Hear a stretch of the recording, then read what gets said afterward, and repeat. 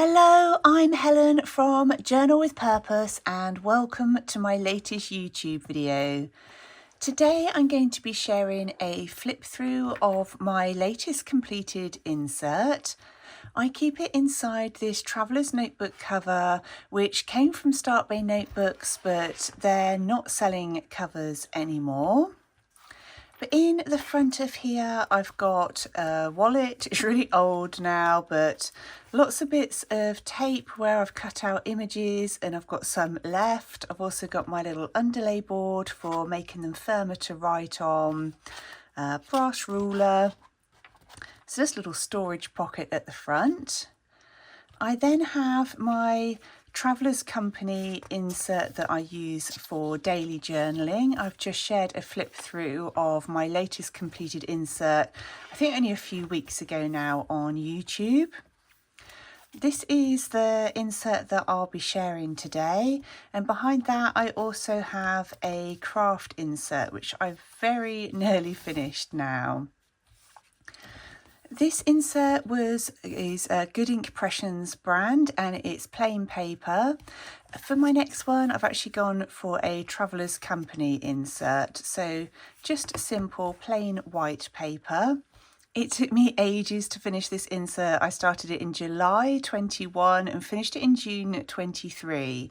And I thought that was worth mentioning because I've had questions about how I seem to have lots of journals on the go. How do I find time to fill them all out? The reality is with some of these, I don't touch them for months, sometimes at a time. This one I fill out every day, but this one really is just as and when I feel like it. I really like working in this size because it's kind of nice and square when it's open, but I've just got lots of other journals that I enjoy working into. I also get asked a lot about what kind of things I write about, so I'm going to go through a little bit of that in this video today as well. So I started off this journal with writing some intentions for it, and I just wrote, I will use this journal whenever I'm in the mood with no pressure at all. It's a place to express myself, get creative and listen to my thoughts. It's somewhere to document my biggest dreams, happy moments, fears and everything in between. These pages hold no judgment of myself, just a record of how I was feeling on that particular day. It's my safe place where I can really find myself and let myself grow. And that was the intention I really wanted to set for this journal. And I did some collaging here with old book pages, postage stamps, added some little bits of stamping, and yeah, I thought it was a really nice start to that journal. On the day that I completed this, I really didn't want to do very much, but I wanted to get creative. And these images are actually from a paper bag. I added some bits of watercolour and little dots in it and just stamped out, some days are hard, they will pass. And that was obviously all that was on my mind that day. Here I did a watercolour background and some brush lettering on top. And then a little bit more watercolour on here and stamping too.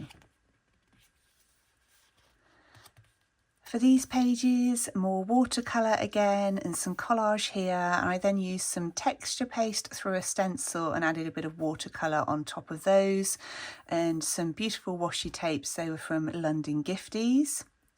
And my pages often represent the seasons, so we were just getting into the autumn time then, and I've been representing the colours around me. And so here I was writing things down. I see lots of comparison going on around me, especially on social media. And I think it's such a shame. I believe what the world really needs is for us all just to be ourselves. We're all different for a reason. And wouldn't the world be boring if we were all the same? So it's just often a place where I reflect on things I'm noticing, which might be outside on my walks or just things I'm noticing going on around me. Here I did a watercolour pumpkin, again more watercolour background with some lettering on top. And here I was talking about, as we're now approaching the end of the year, I'm taking some time to reflect on how things have been this year. So it's something I do quite a lot in my journals. Here, a simple collage with a pressed flower sticker and a little quote. I really like the simplicity of these pages. And again, I'm starting to think about, at that point, 2022, and just reminding myself not to limit my dreams and not worry about any of the hows just yet. Just let my mind be free to dream. On this page, I used watercolour on the background. I did put down a thin coat of gesso to protect the page and then did some stamping over the top. And here I was saying that December is one of my favourite months of the year, but also one of the busiest, and just reminding myself to find some moments of calm in amongst it all. And this is where I set up for 2022, and I did a little dream catcher and open your arms to change, but don't let go of your values. So that was just me, again, me kind of setting myself up for the new year. And here again, I did some collage, used more browny, vintagey colours, and saying that it felt like quite an uncertain start to the year. And this is where I'm talking about chance that all restrictions will be lifted by the end of January. So this was still while we were in the pandemic and sort of trying to understand what was happening at that time. Here I did some drawing of sweet peas and added some watercolour and stamping. Lots more collage on this page and some reflective writing on things that are going on in the outside world.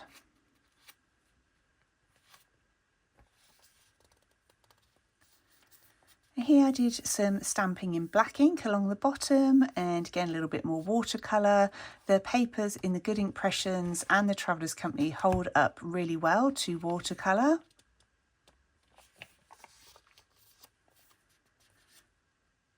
Bit more collage. I do tend to do lots of collaging in this journal. It just, for some reason, tends to lend itself really well to that in my mind when I'm using it. Lots more collage again. And me reflecting on things that are going on in the world around me and kind of how they impact on my day and the moods of people that I'm interacting with. And so here I was talking about there seems to be lots of hurt and worry everywhere in the world. I'm choosing to stay hopeful and focus on my dreams. I think the world needs as many dreamers and hopeful people as possible right now. So that's kind of where I try and combat perhaps if I'm experiencing lots of negativity when I'm checking the news or interactions on social media, me kind of returning to myself and what's important to me. And I use my journals for that a lot. Again, some more watercolour. When life gives you lemons, make lemonade. Here I did a fun gratitude spread. These ideas are actually from my second book. If you've seen that, I think I did this as a tutorial. So just lots of watercolour shapes and then adding some little marks and doodles around the outside. So we're now up to September 22, changes are coming. It's that kind of autumn time again, where it always feels there's a big shift in what's happening in nature, but also in my energy. I love autumn and it kind of gets me excited and revved up. And some more little watercolours with patterns and doodles over the top. A bit more, this was stenciling, and then I did a little wax seal on top of my collage there. This one, I think this is the one that I filmed as a tutorial on Patreon, so just kind of reflecting walks in the woods with all those beautiful colours. And here again, I'm starting to think about my plans for the next year, so for 23.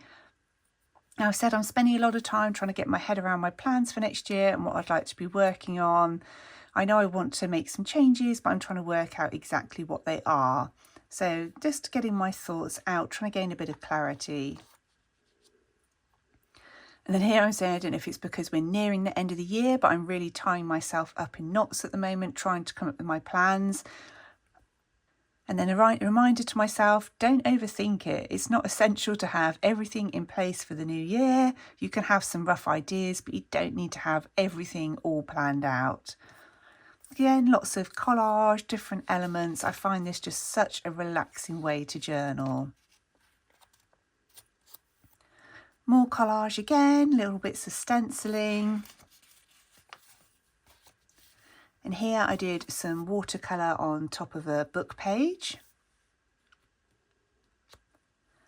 And then I wrote here, I read somewhere recently that we should focus on what we get to do each day rather than what we have to do. And I really like that way of looking at things. So sometimes if I just hear something or read something, that might set me off thinking a certain way. So again, that's something I'll just document in my journal. These pages were focused on self-care and how I wanted to be a little bit more gentle and kind to myself. Here again, I did some watercolour on a book page and some stenciling, and these ones I think were done based on some of my journal prompts on Patreon. So this was about thinking about what we value in life. And I was writing down about how perhaps as I've got older, the things that I value more have changed.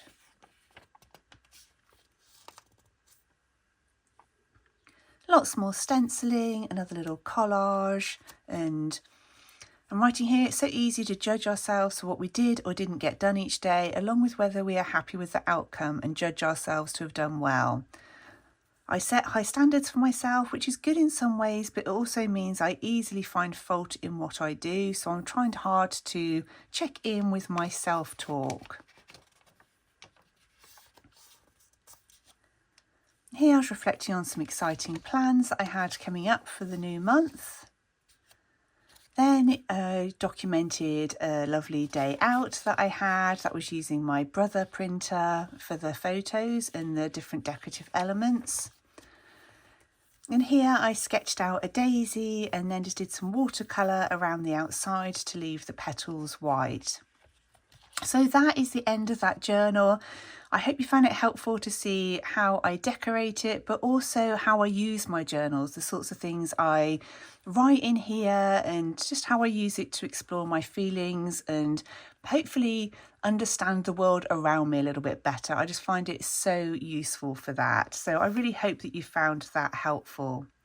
As always, I want to say a massive thank you to everybody who's joined me over on Patreon. Well, thank you ever so much for watching. I hope you're doing really well, and I look forward to speaking with you really soon in my next video.